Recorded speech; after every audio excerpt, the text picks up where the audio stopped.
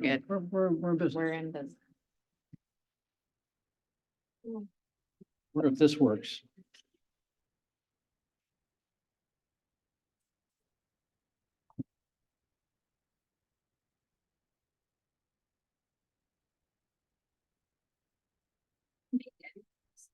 I didn't want to.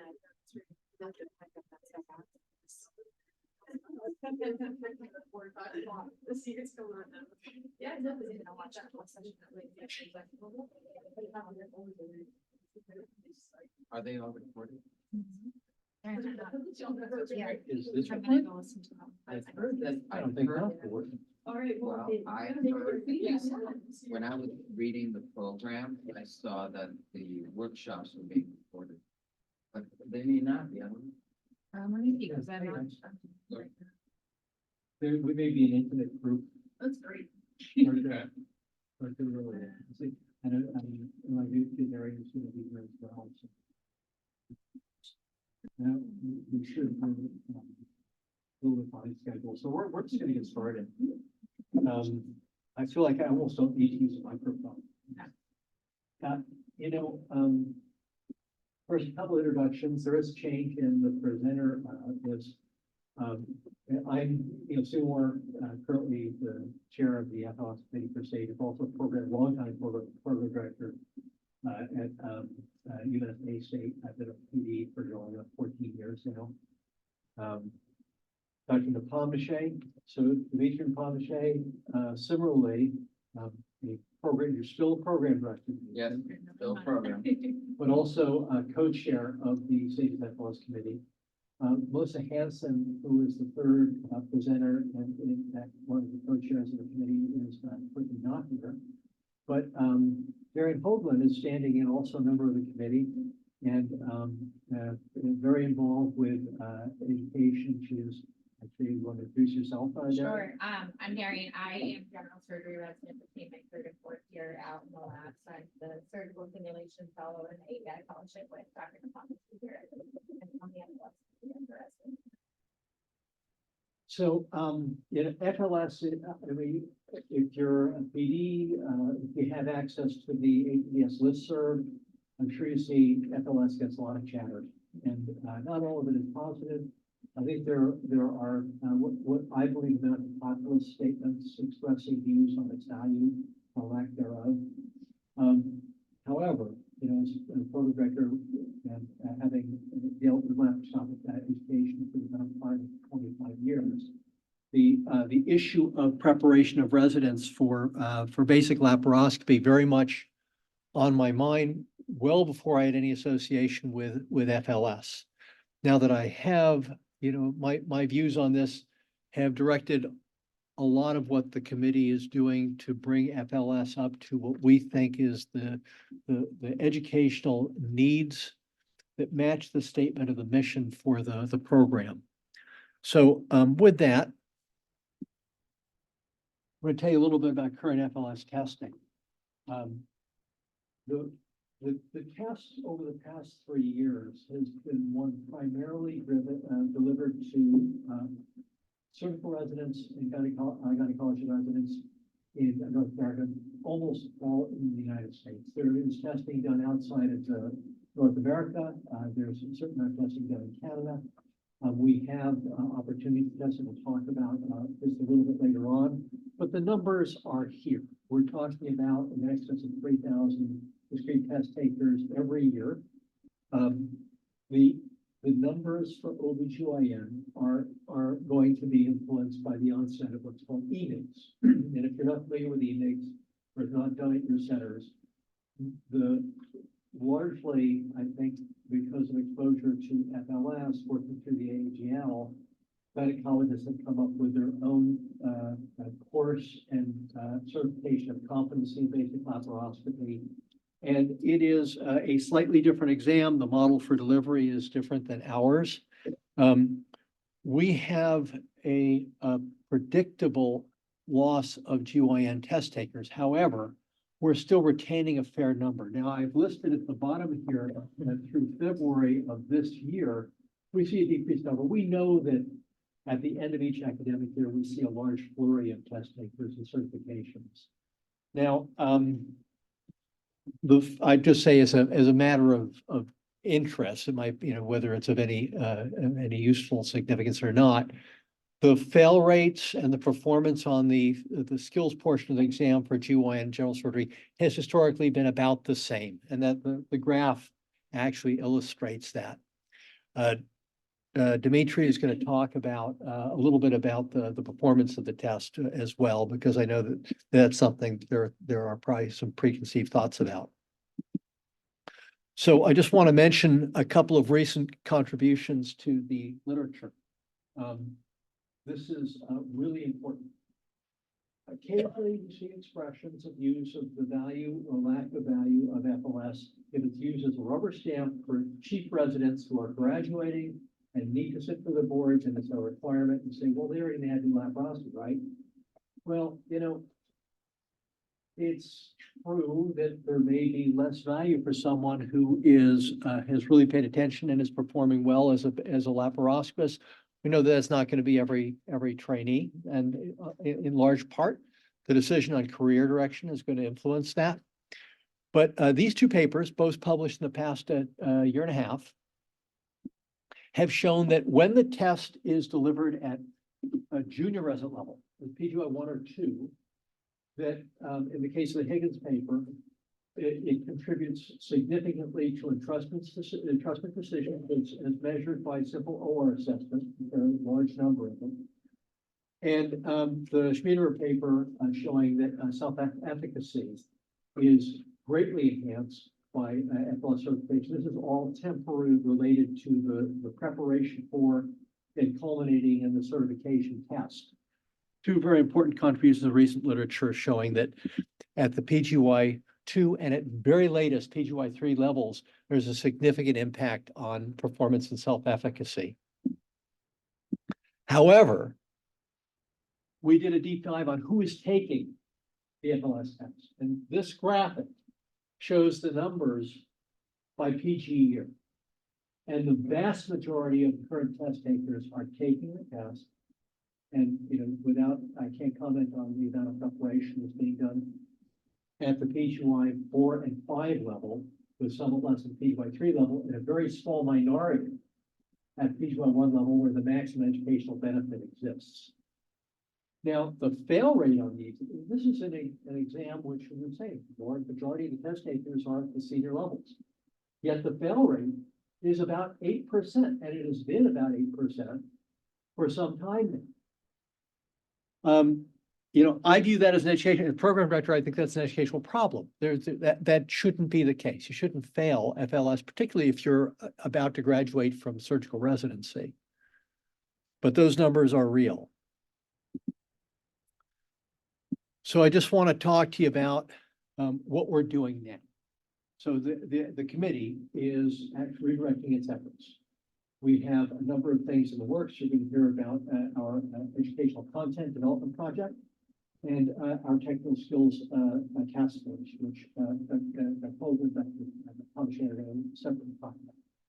But we are aligning with the board's efforts, understanding that FLS should contribute to entrustment decisions for laparoscopic procedures, particularly the basic laparoscopic procedures. Now, the Higgins paper looked at laparoscopic appendectomy and laparoscopic cholecystectomy specifically, the simple OR evaluations.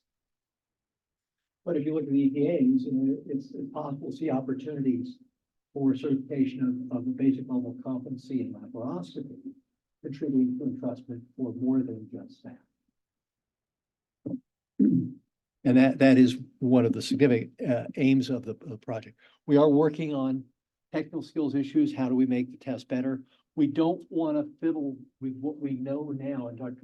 Dimitri's going to talk about the reasons why the current test remains very good.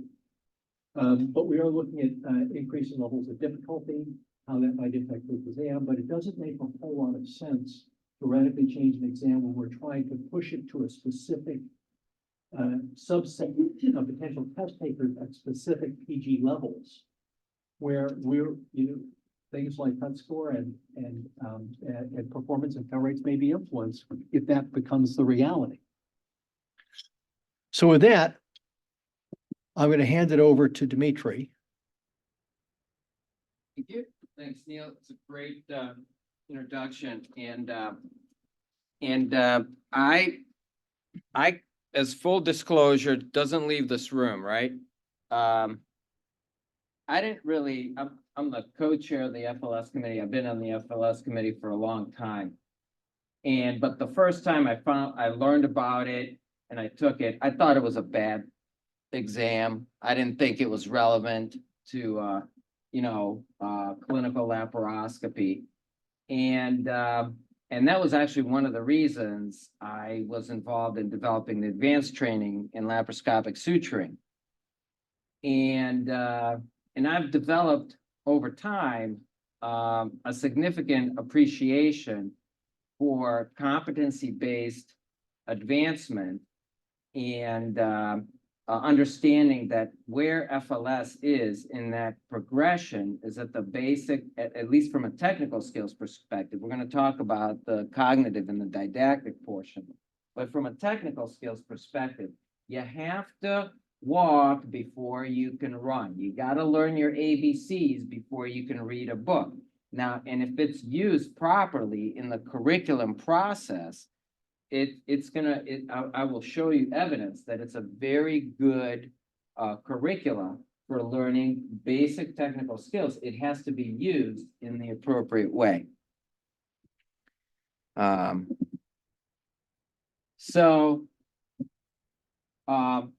First, one of the things that we know, and you've heard this at the meeting, at I think a lot of surgical education, we certainly at the ASE meeting, we heard a lot about assessment and the fact that we're going to be moving away from in-person assessment to automated assessment with AI and other technologies.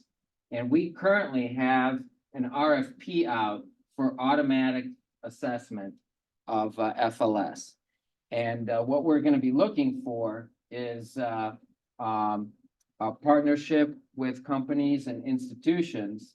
And we're going to work on a situation where you're going to call, you're going to schedule your FLS exam, you're going to go into a center. You don't need a trained proctor, just a staff member that sets up the box for you. You're going to do the exam, and immediately or within hours, you're going to have your evaluation and pass-fail score. You're not going to have to send in the materials. You're not going to have to do any of that. And this is all going to be based on video. So this is an interesting process that I learned about. We asked Criterion, who we work with for our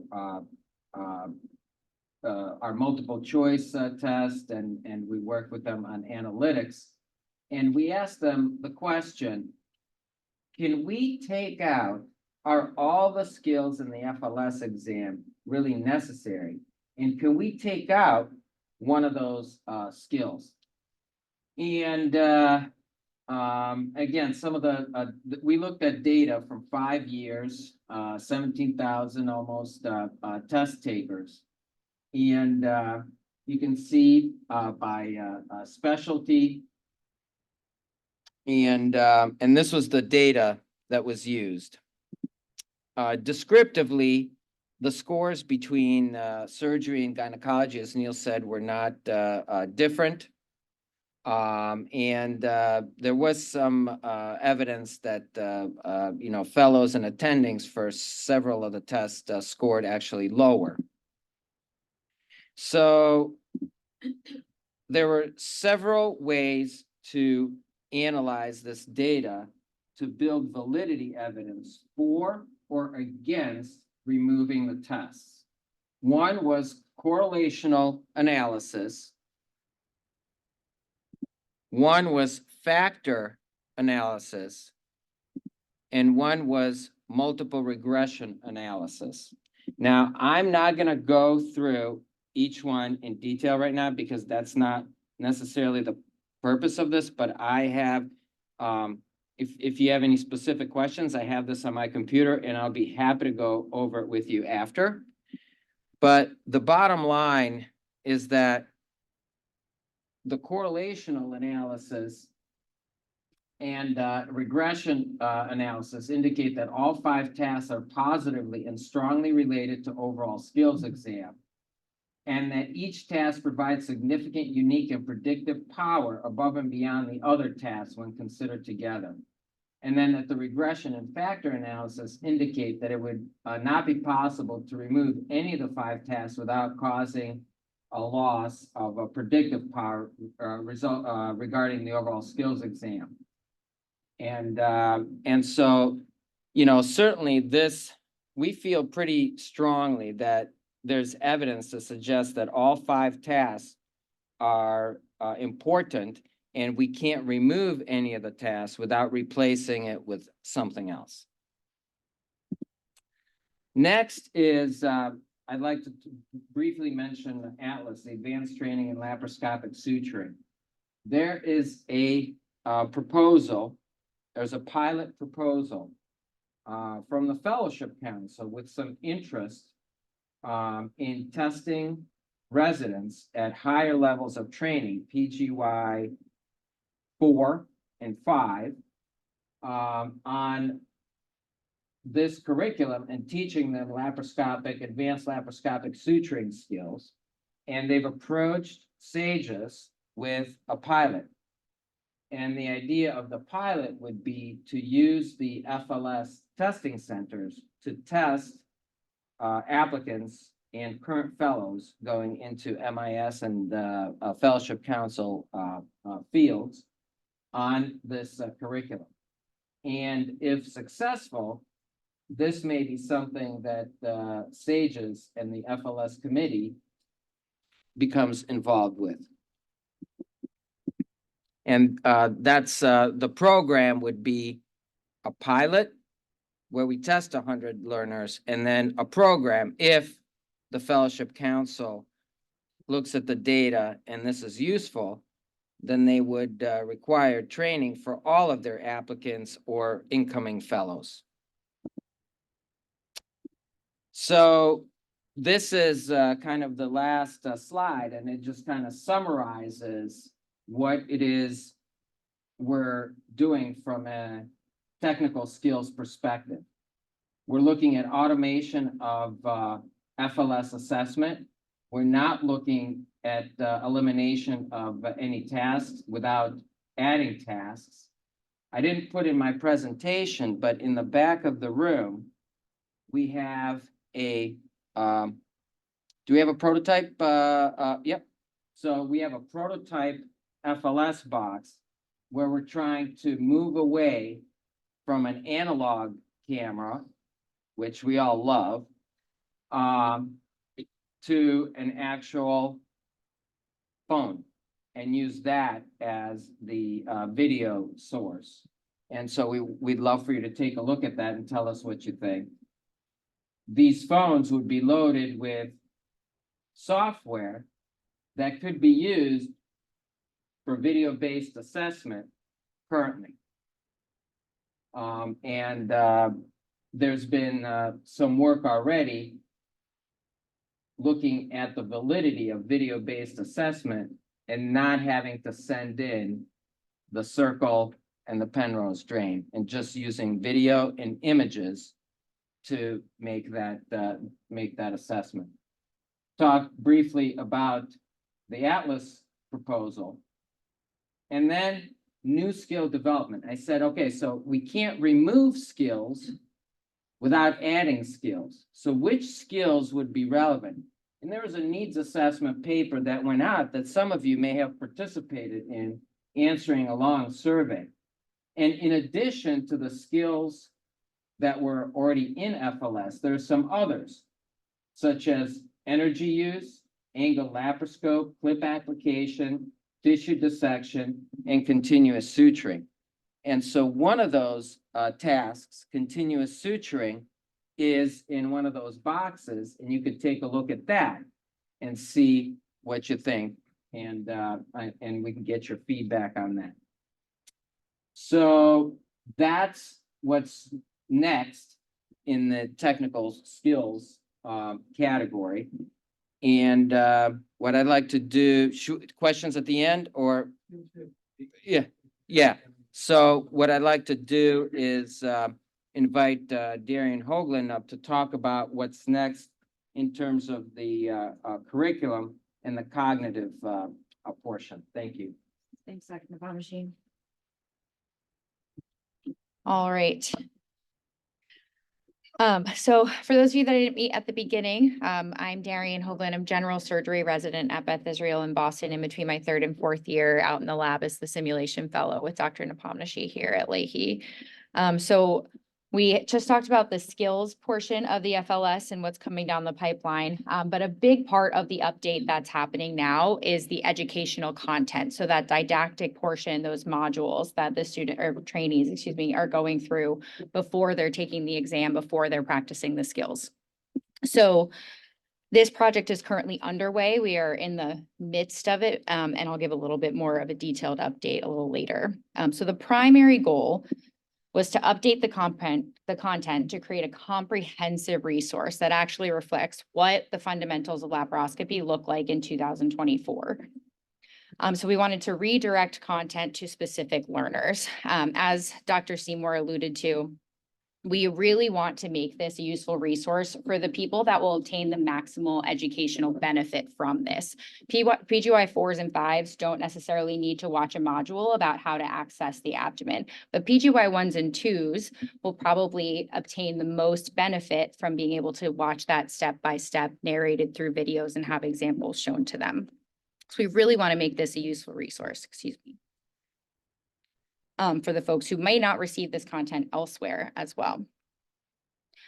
So we want to also add new content that will have generalizable benefit for these learners outside of just how are you going to pass the FLS skills exam. So to add to that, we'll have a component of a mini fuse. So if you ask a PGY 1 or 2 now how ultrasonic shears work, most of them probably can't tell you. And our module will aim to include some of this, which will also help extend their knowledge in other areas outside of laparoscopy.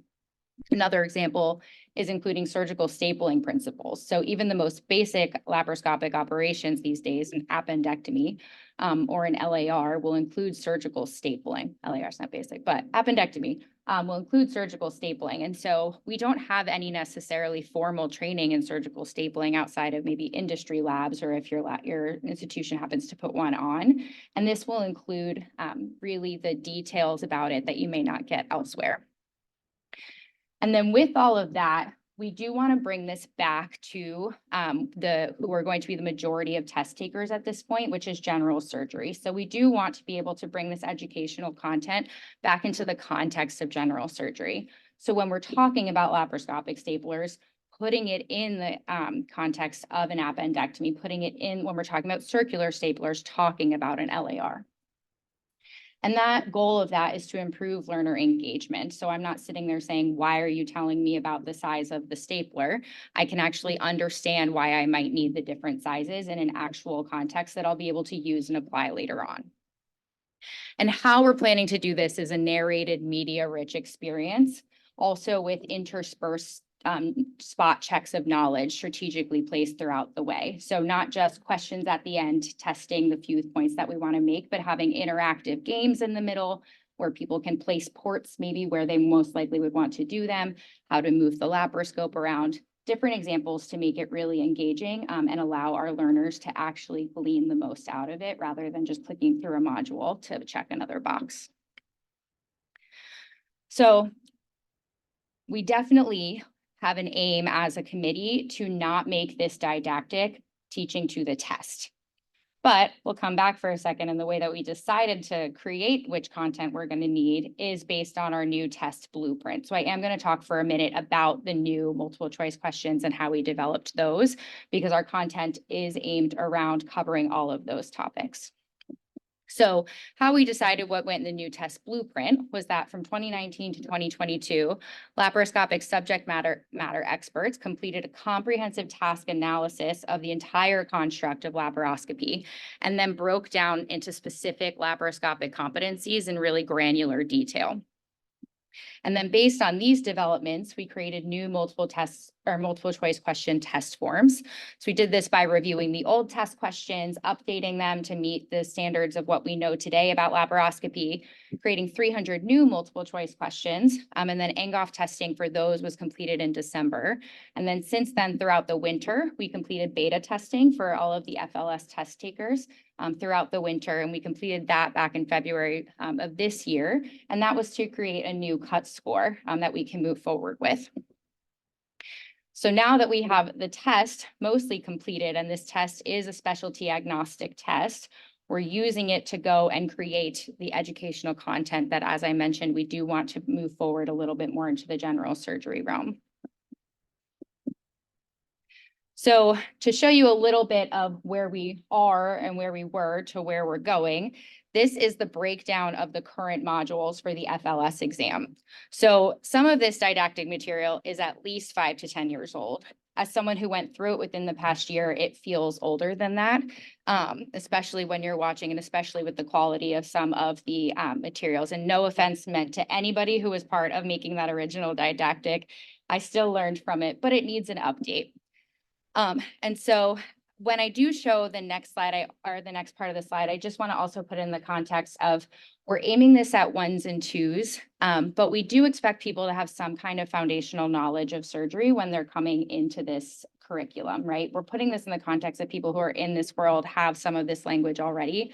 We're not trying to teach them every little thing from scratch. We're trying to take someone who already is in the general surgery world and teach them the fundamentals of laparoscopy.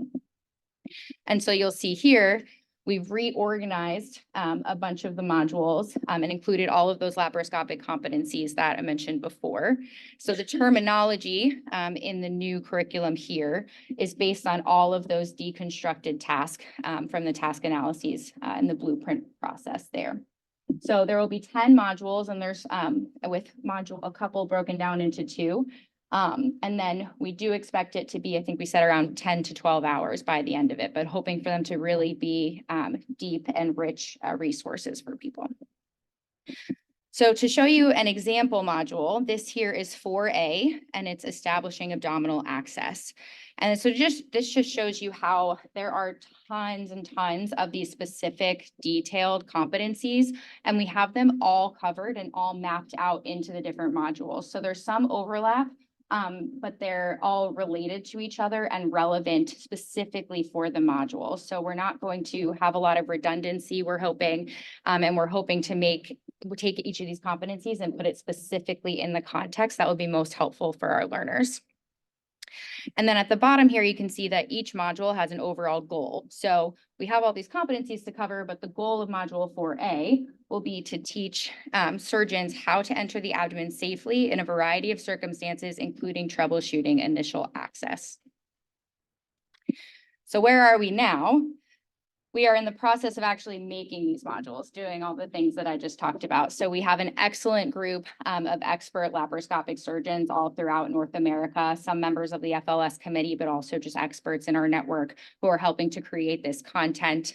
We are going to be working with medical illustrators and our web developers to really make this a good, interactive, engaging, and useful resource for our trainees. And our goal is that by the time we are at the meeting next year, we'll at least have a month or so of this being not only completed, but rolled out and letting some people start to engage with the material and give us some feedback at that point. And that's all I have. Thanks for listening. There's a fair amount of overlap. Because I don't know if you need some between robotics education, which is mostly sponsored by Vinci, and then this guy.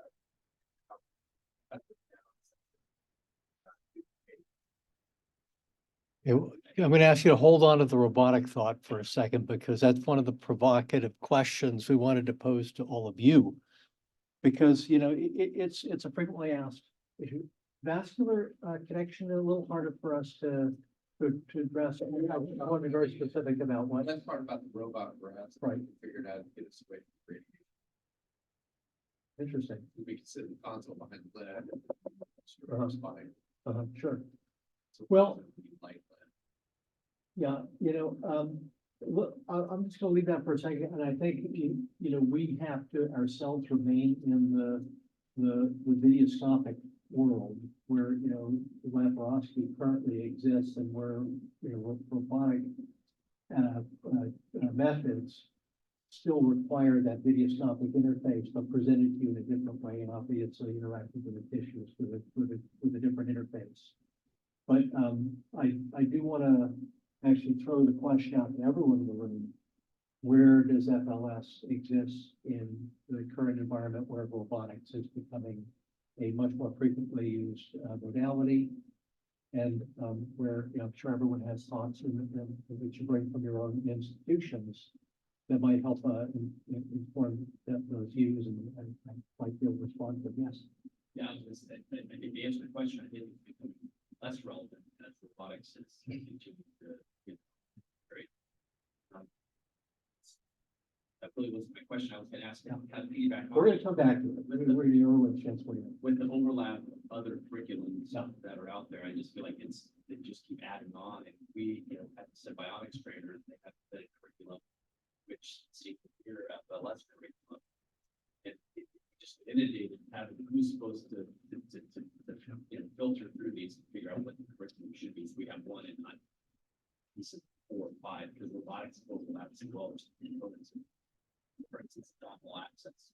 So let me, I'm just gonna just restate some of what you've heard, and I'd like to come back to that too, because you raised a really interesting point. I have, a lab mentor express in my lab as well, and we use them for training. And I just want to be very clear that when we talk FLS and FLS language, we're talking about certification of a specified level of competency, which is different than what device you choose to put your residents on to achieve training goals. So there's a little bit of a distinction to be made there. So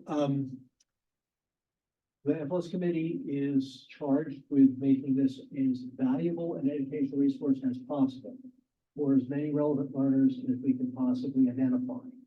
So one of our immediate goals when I took over the committee was to facilitate access, to make it easier to get the materials in the test, to reopen test center applications where it is strategically better for trainees not to have to travel as far. We know that there are places in the country where there's national need. We're inviting applications for test centers to implement image-based scoring, to eliminate this burden on test centers and individual places where we might do remote testing, which during the pandemic was up to 15% of our tests were done completely remotely. No longer send those bits of the test back to the SAGE's offices in LA, which, frankly, we don't need to do now. So we've done a validation study comparing image-based scoring, just a still image taken with a cell phone using a very specific protocol for the test tasks that formerly required mailing these things back. We can eliminate that. We've already started that. We've tested this in international settings. It works just fine. That's going to improve access and decrease burden. And finally, expand the availability of remote tests, where it's going to be necessary for someone to take the test remotely at their own center and not travel long distances and incur expense and absence of a trainee from their workplace. We can do this remote testing. We have capacity to do more than we've done in the past. We also, I think we're going to retain GUA test takers. At the present time, there is I would say, a path of least resistance where it's just more convenient to take the test in a test center, not to have to worry about the standardizing the environment, having someone assigned to set the test up, monitor it, and at some point we're going to have a much better picture of where GYN stands as a specialty and what percentage of their test takers will continue with FLS, whether because of convenience, and what we're going to switch to e-mix. We have to complete our educational content project. As Darian said, we are well underway with this. We're very far advanced. The authorships have been assigned. We have already had our first retreat. We've generated content. This is going to be ongoing, and we will hopefully have this done at some point in the first quarter, second quarter next year. Automatic scoring, RFP is out. It's on the city's website. We've already have, I think, 5 interested parties, submit letters of intent. And, finally, alignment with the American Forester. You know, this, when we talk about, competency-based circle education and, the issue of where FLS stands and whether it is of value, I would just challenge you to consider, when we finish training surgical residents, where are they relative to one another? And are we looking at a common construct where we expect every one of them to perform adequately? Are MIS program directors satisfied with the products that we send them? Is that uniformly true, or is there literature suggesting that we may actually have some additional work to do? Is there value at a relatively early stage of training of certifying a basic level of competency so that we can proceed with a quality of training that may not be uniformly possible with PGY1s and 2s at the present time? I think the board has articulated a vision for competency-based training, which I believe the FLS program can serve in a more effective way than we have in the past. And finally, considering that there are specified learners, particularly the ones who are seeking to do advanced general surgical procedures with or without fellowship, and those going into fellowship, can we do a better job of preparing them? Will the FLS committee eventually take on Atlas in a cooperative way with the ASC and the Fellowship Council that would help with the mission of getting trainees ready for mid-invasive surgery? I also wanted to add finally that we have a great deal of international attention to the FLS program, and we have had many queries regarding FLS outside of North America, Sub-Saharan Africa, Asia. We're actually in some early discussions with at least one program in South America.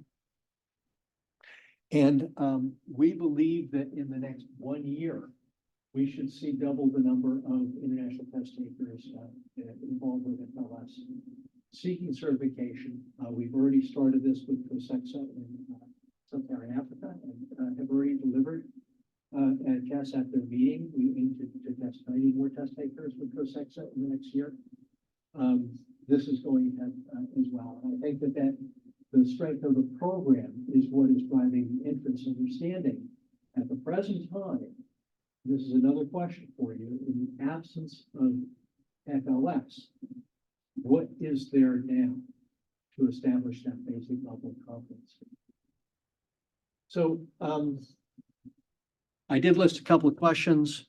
That's our remote imaging. Leave that. And I'd like to get back to your question you posed. And understanding vascular surgery might be using the robot in a different way than we do if we're in the abdomen or thoracic surgeons in the chest. I run the general surgery Yeah. program. I just happen to be a vascular surgeon. Oh, I see. My residents are Okay. orientation, this, et cetera. Just that my knowledge is probably. So I've seen some, so I don't know where the data currently resides, and I don't want to make a statement as to how much of minimally invasive surgery is currently done laparoscopically, straight stick laparoscopy versus robotics. I just don't know the answer to that. I heard someone came me a number, said it was like 13% of minimally invasive surgery. I don't know where that came from. You may have some thoughts on this as well.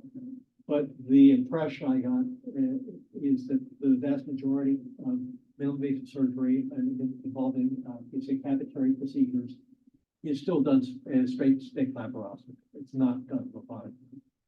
Robotics is growing, and there is literature on that. There's no question that it's becoming a much more common approach to a growing number of clinical problems and procedures.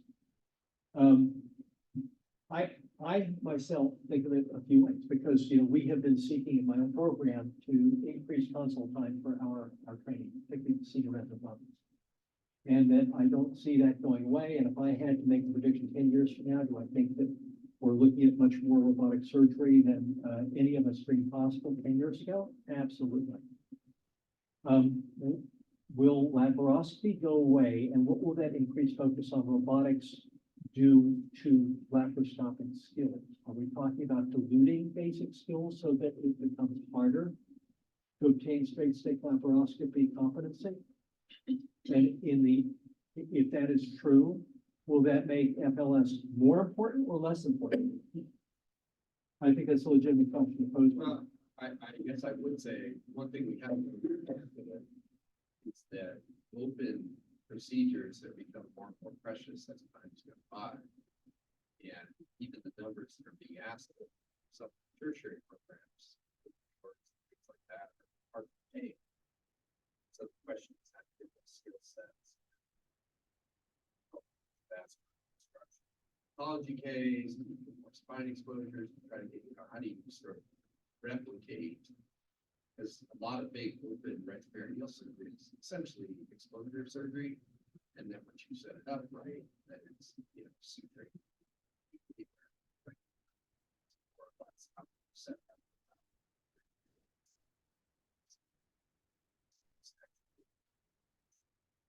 So we have struggled with that because endovascular is essentially. And that was where you were going with the comment. I understand. Would you have a Sure. situation where laparoscopic needs to be far between, more precious, you gotta make sure that everyone's. Okay, go here and then have you comment. You actually just let us know who you are when you. My program has really shifted.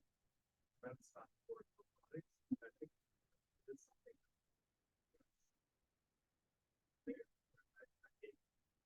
I do feel like there is still a role for that one. Yeah. There's a lot of work. Yeah. We all have value. Curriculum. I say I have operated with surgeons, fully trained surgeons, trained on the robot and even go in and stop with like train. Still need to have some of the basic skills. Maybe I thought gets us enough with that. I don't think just robot. So I just want to say my own belief. I would express a strong belief that in fact, laparoscopy is a foundational skill for robotic surgery as robotic surgery currently exists. That's not to say we won't have different robotics in 10 years. You can envision a lot of things. But as we look at the training landscape now, laparoscopy is a foundational skill for robotics. Yes. Well, sorry. Valerie Katz in New York City Health and Hospitals, Lincoln. So we just started a robotics program last half of the last academic year. And already it's taken over such a great degree that my residents' laparoscopic exposure, it's dwindled dramatically. I'm very concerned about that. I don't know if anybody else is experiencing that. But then, I'm struggling with how do I even keep basic laparoscopy in there? How do I convince my chair, who's the robotics champion, that we still need to do these procedures? And if we want to still teach them, we're going to need FLS. But I think that's you have to do real procedures. It's certainly a very topic. Robotics. And they are. We're all getting trained. And everybody's doing gallbladders, even routine appendixes. I'm gonna beg them, can we at least do the routine cases now? It comes down to an availability. So listen, I just want to That's actually what we acknowledge. get our laparoscope. When the robots are full, then we can, and if we have cases, we can do that. So I just want to know, we had a comment, question. So let me start here. Yeah, Swedish in Seattle. And I guess a comment to you all, and I'm sort of waiting for SAGES to come up with to take it out of industry and certification robotics. And in my mind, I started curriculum in about 2010 in our program. There's only a few out there. And in my mind, it was we need to have the integrated robotics laparoscopic curriculum that meshes these two so that laparoscopy doesn't go away. So that's my fear is that it will go away, but we're fighting industry, which has unlimited resources. And in industry, they already have their foot in the door. Yeah, uphill battle. I just want to just briefly address the question, your previous question of which curricula you should use. And I think that's where we do have a choice. And I think that if we can move the needle and really apply this curriculum, which is very well thought out and very, very good, hopefully, when you see it in 2025, then that should be your go-to curricula in the junior years of training, in your 1 and 2 years, before you get them on to the more advanced, so that we have to shift what it's being used as now as a rubber stamp in the PGY 4 or 5 year and put it where it belongs. And so what we have to do is give you and your learners a curricula that you preferentially want to use because it's better. I'm sorry. Yeah, we'll go with heading forward. Yeah. So the first question is there a push, to back up what you said about moving this curriculum to being mandated, this being passed by like PGY 2 or something? Because it doesn't make sense to me that if PGY 4 or 5 is taking that less.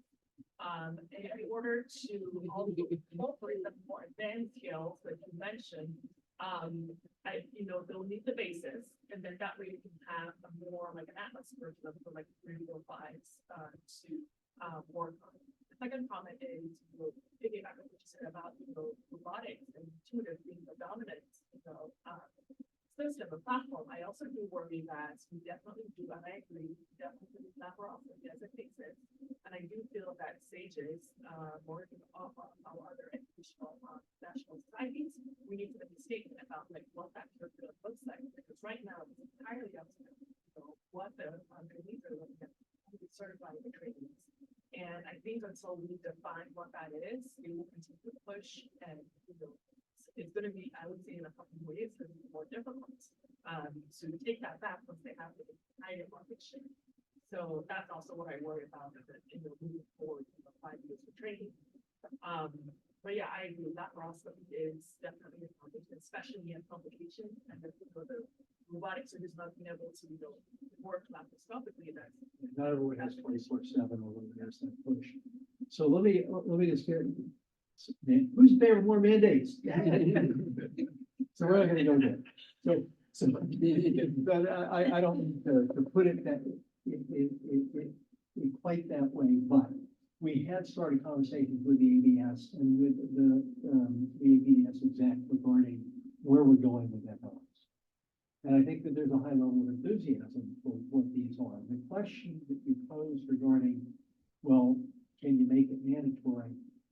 Dr. Mellinger was in the room a short time ago, and I had conversations with him about this as well. I would say generally the ABS is, very wary currently of one mandate for records, and I agree with that. But, I think that that's a tough ask. And, where that might be in the future, for example, if you look at Atlas, if there's a mandate, it's not going to come from, the board, it might come from Belgium. And we don't even know if that's on the table. But yes, if you make something mandatory, that's your best chance of getting it done. Right now, we're appealing on the basis of education values for that PGY 1-2 argument.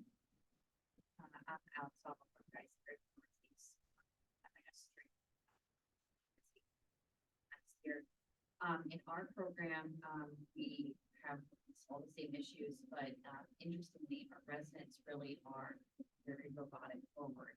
And so sometimes they drive some of the stuff and they're asking why this is necessary. And, I'm saying all the things that we're sharing is that, it's not available.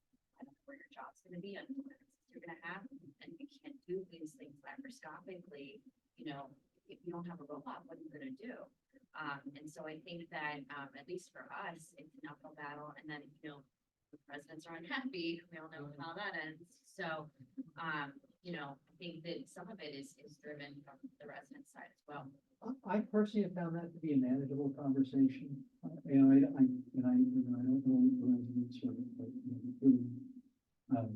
saying, based on their experiences with either approach, but, I found them to be responsive to, the idea that they still need to be able to drive a telescope, and they've got to be able to do two-hand manipulation.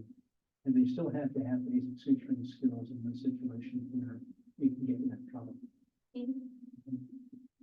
Sorry. And I just want to acknowledge Laura McLean is one of the other members of our committee and many editors for Chase Content. Oh, sorry, I just wanted to make a comment. Yeah, I am on the FLS committee and, about 85% of my practice is robotics. And so these are like things that we think about and we trudge through and we have a big group of people who, thinks about this and plans for it. And we're hearing the same thing from our learners as well.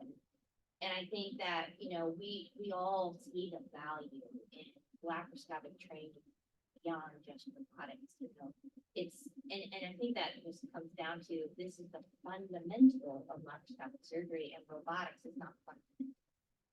That's a concept that we just have to kind of reinforce with our trainees.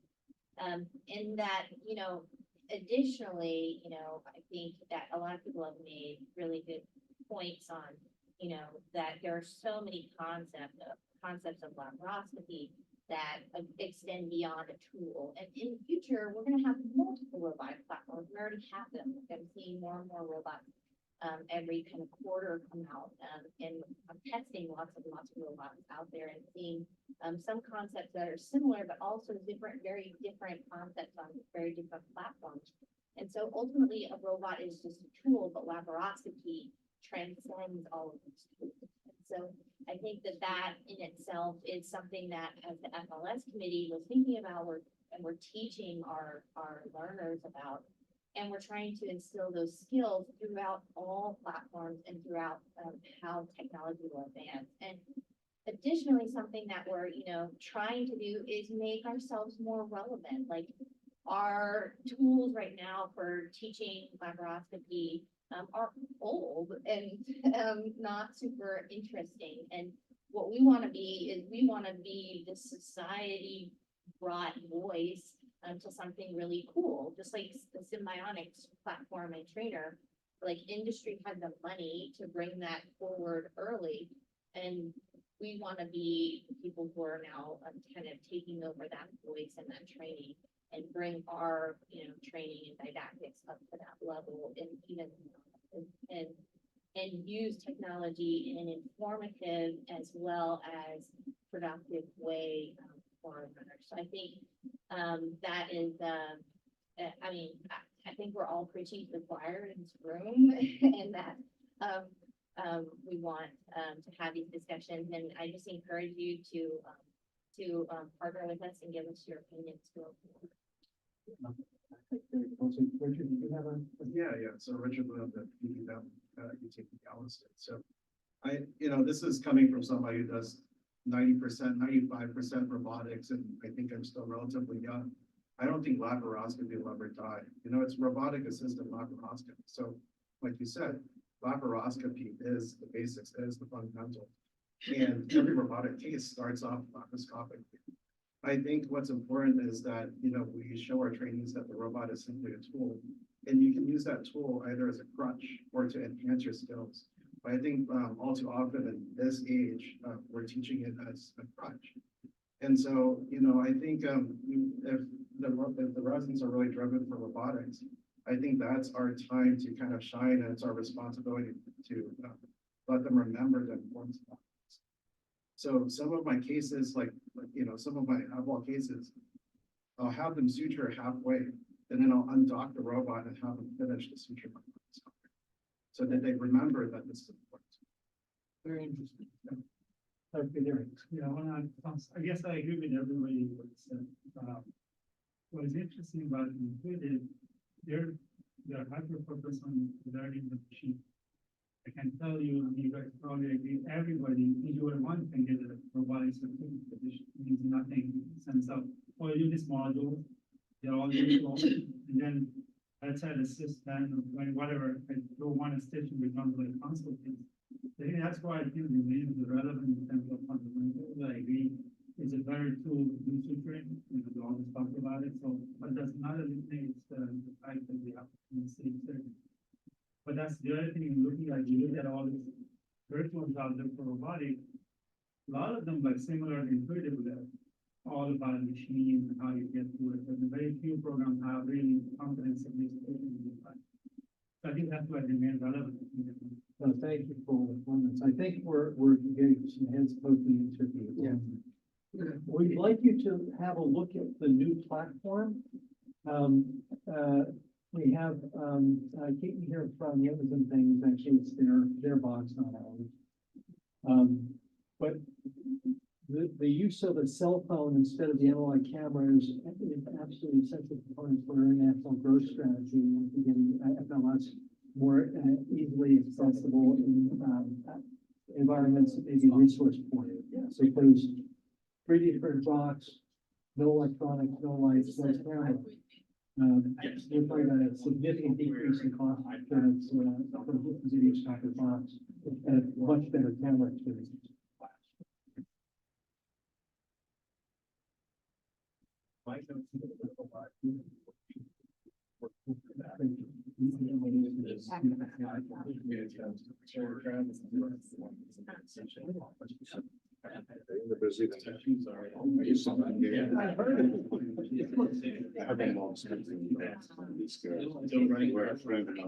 Yeah.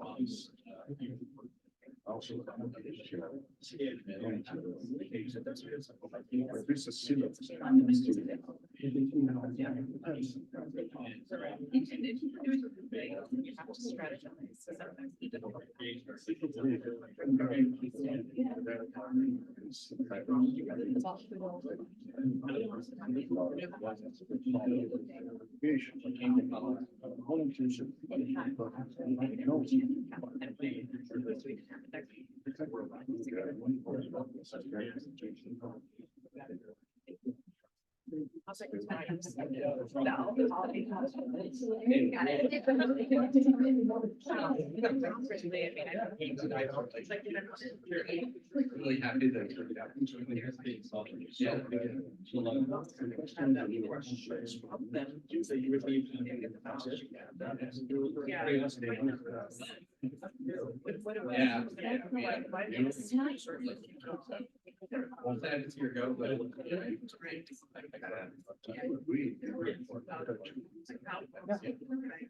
We made a contact. Well.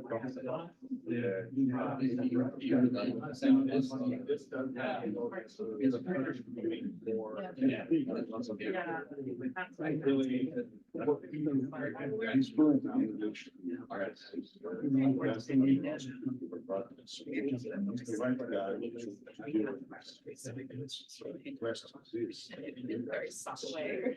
So,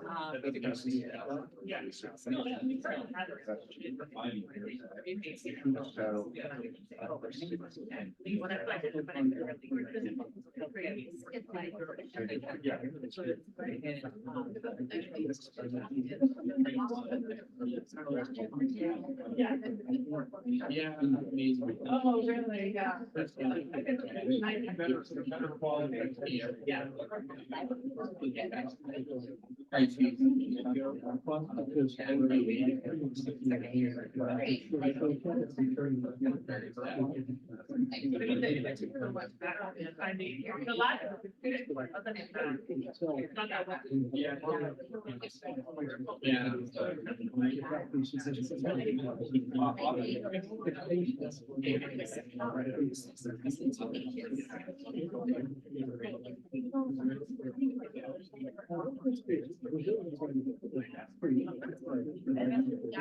We talked about that too.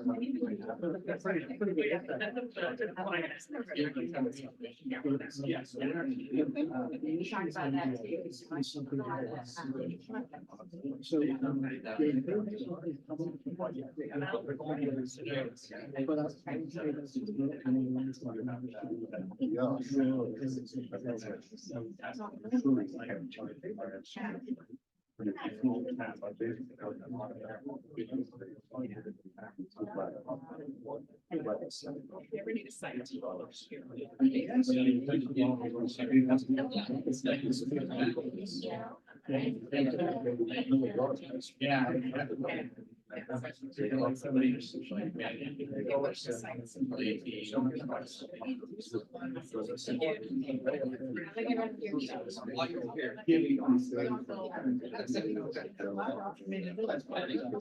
I don't know.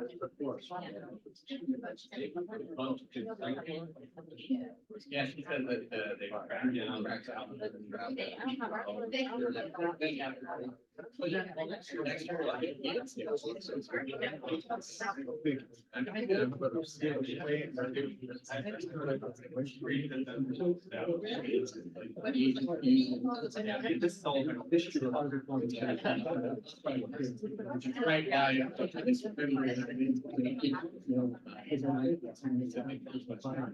For the year,